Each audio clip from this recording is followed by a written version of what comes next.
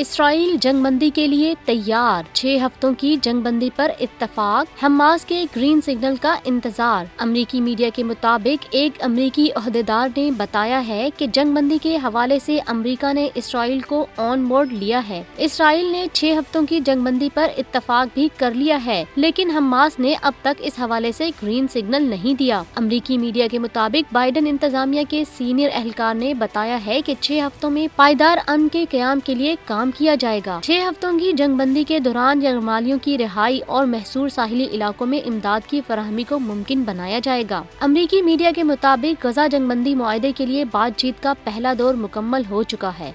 हतमी फैसला दूसरे मरहले में होगा। दूसरी जानिब हमास इससे कबल मुकम्मल जंगबंदी और इसराइली अफवाज के मुकम्मल इनखला का मुतालबा कर चुकी है।